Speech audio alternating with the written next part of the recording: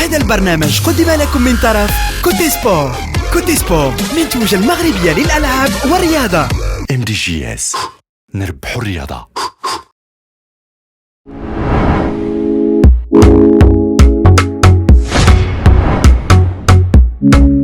Je pense comme tous les sélectionneurs et comme tous les joueurs aujourd'hui l'ont dit, je pense que ça va être une des CAN les plus difficiles de l'histoire. On va avoir des beaux stades. On a de plus en plus de joueurs africains qui jouent dans les meilleurs clubs au monde. Toutes les équipes nationales ont des stars. Le football africain a progressé, on l'a vu à la dernière Coupe du Monde. Et je pense que le fait justement aujourd'hui d'avoir prouvé au monde entier que l'Afrique pouvait être sur le toit du monde, avec le Maroc, avec le Sénégal, le Ghana aussi qui a fait une bonne Coupe du Monde, la Tunisie qui a battu la France. On a montré qu'aujourd'hui, voilà, on pouvait rivaliser avec les plus grandes nations. Donc ça veut dire qu'aujourd'hui la CAN, elle est respectée. Elle va arriver à un moment où, je pense, toutes les équipes peuvent battre n'importe qui. On l'a vu encore dans les derniers résultats. Donc voilà, le groupe, on sait qu'il n'y a pas un groupe facile. Et le nôtre n'est pas facile non plus. Voilà, on sait qu'il va falloir être prêt.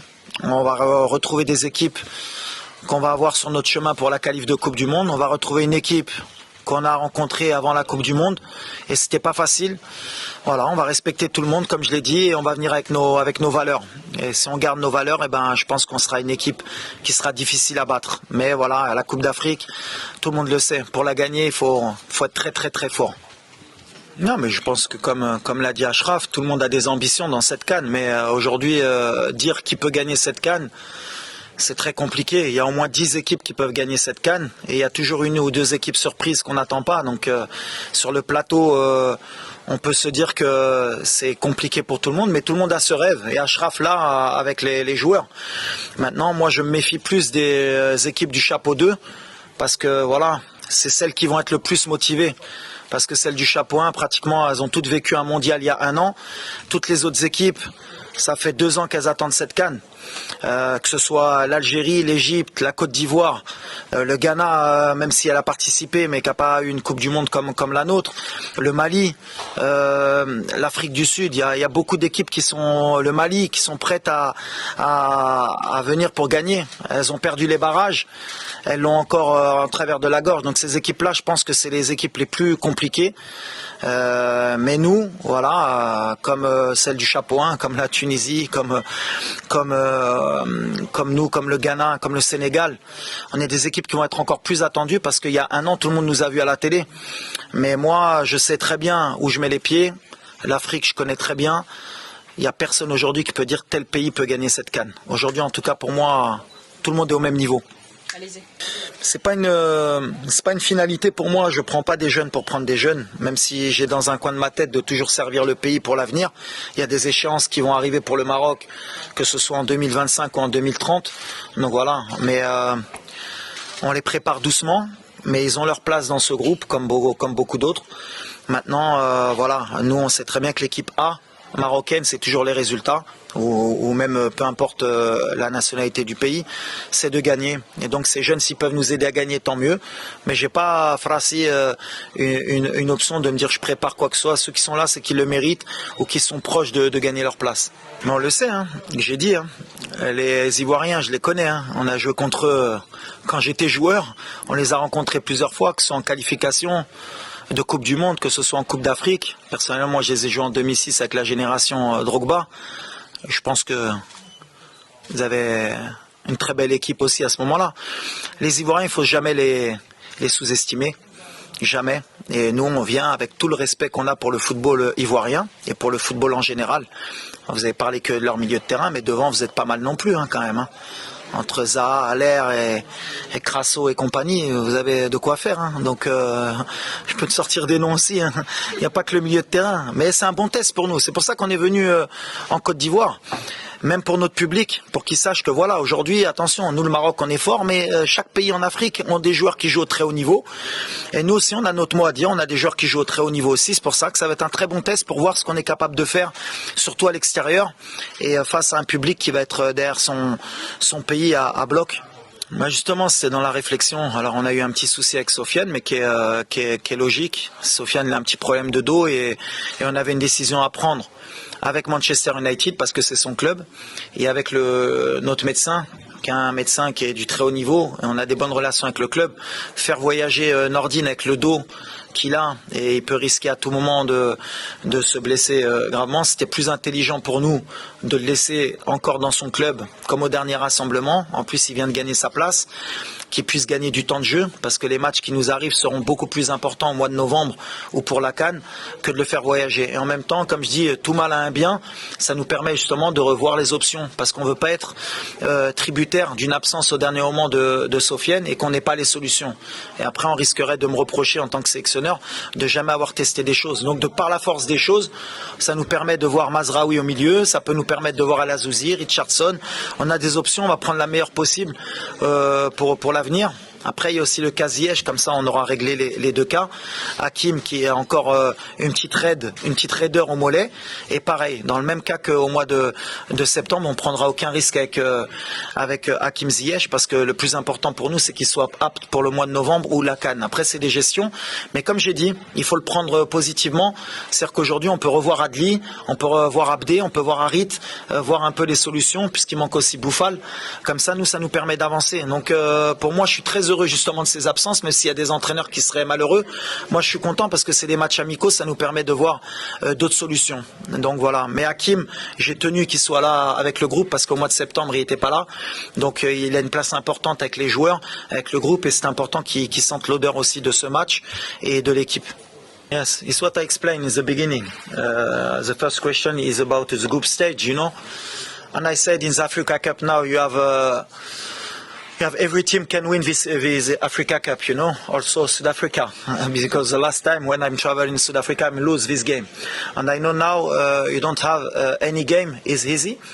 And for the Morocco team, inshallah, we try to do your best, same in the World Cup, to win this competition.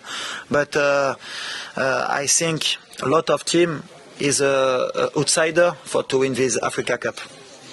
Je sais que ça va embêter beaucoup peut-être de fans au Maroc, mais en fait moi les matchs amicaux et les matchs qui servent à rien, comme je dis, ça sert surtout à préparer mon équipe. Alors le fait qu'on ait perdu en Afrique du Sud, c'était une très bonne chose pour nous. J'espérais qu'on perde des matchs avant la CAN. Peut-être que le match de samedi, même si on doit le perdre, il sera salutaire. Comme je dis, avant l'heure, c'est pas l'heure. Après l'heure, c'est plus l'heure. Et il y a des équipes qui sont prêtes avant l'heure, il y a des équipes qui sont magnifiques avant l'heure. Mais il faut être prêt, comme nous à la Coupe du Monde. Il faut être prêt à l'heure. Et tout ce qui est avant, on prend compte de tout ça pour être prêt à la CAN. Alors peut-être qu'on ne sera pas à notre meilleur niveau, mais ces matchs-là, ils servent à ça. Donc on a changé beaucoup de fois l'équipe, notamment au mois de juin. On a essayé plusieurs joueurs au milieu de terrain, on a essayé des combinaisons, ça ne nous a pas réussi, mais on a appris que dans l'effectif, il fallait vraiment trouver beaucoup de solutions au cas où il y avait des absences.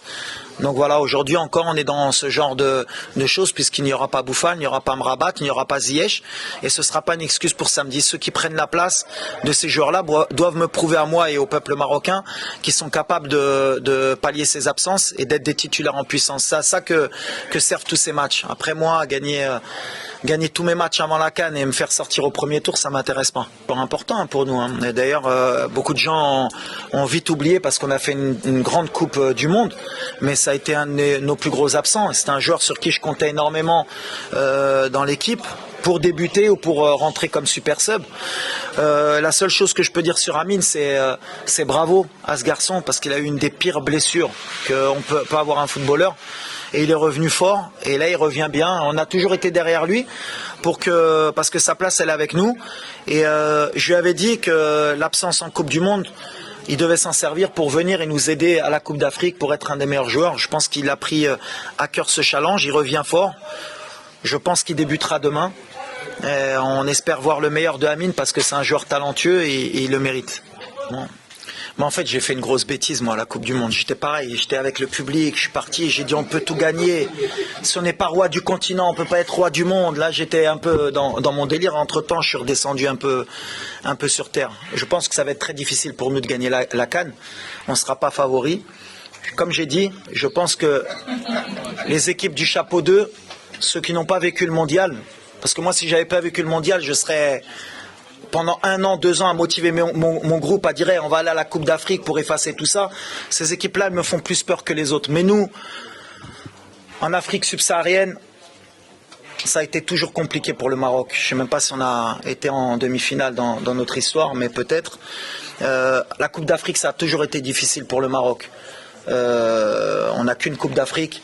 Ça fait longtemps qu'on n'a pas vu les demi-finales. Je crois que la dernière fois que le Maroc a fait demi-finale, je crois que j'étais joueur, j'avais des cheveux.